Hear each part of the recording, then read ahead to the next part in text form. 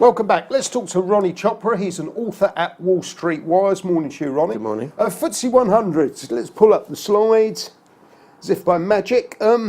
Obviously, I think the City AM this morning said it was the biggest weekly gain for the FTSE so far last week. Is this looking to break up and out? I think we've had very good corporate results in the FTSE 100 recently.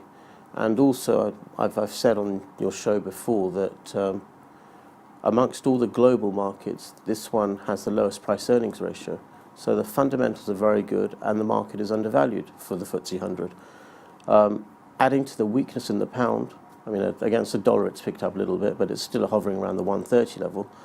But the weakness against the euro is astounding. It's now around 110.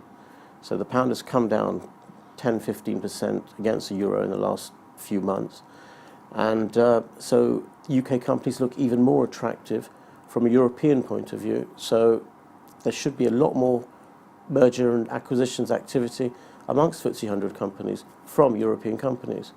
You know, the likes of large German companies or French companies that want to acquire UK companies will be getting it at 10-15% below what they would be paying a few months ago.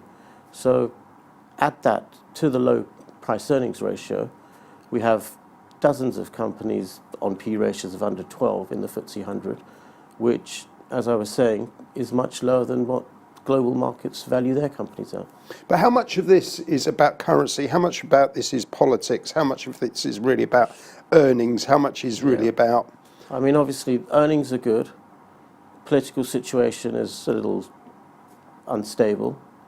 Obviously, with Brexit, still we don't know what's going to happen. How much are we going to pay to the European Union? Now, there's 40 billion, whatever figure harping around. Yep, a lot less than the 100 Telegraph billion. this weekend. Yeah, but you know, we have some very good global companies in the FTSE 100. You know, blue chips that are undervalued from a global perspective. So that should support the FTSE.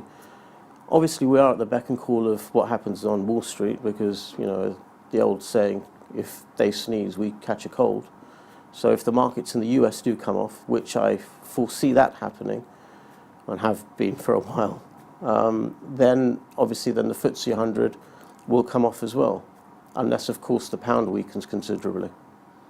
Well, I'm looking at that, okay, and this is sort of scenario where it's almost risky putting money in if you feel it's a market top, if that's the right word. But maybe think about buying some call options on the FTSE. Certainly, yeah, call options, or even going long the FTSE and going short the Dow. Yep. You know, one of those kind of pairs trade that hopefully, you know, works out. Ronnie, thank you very much indeed.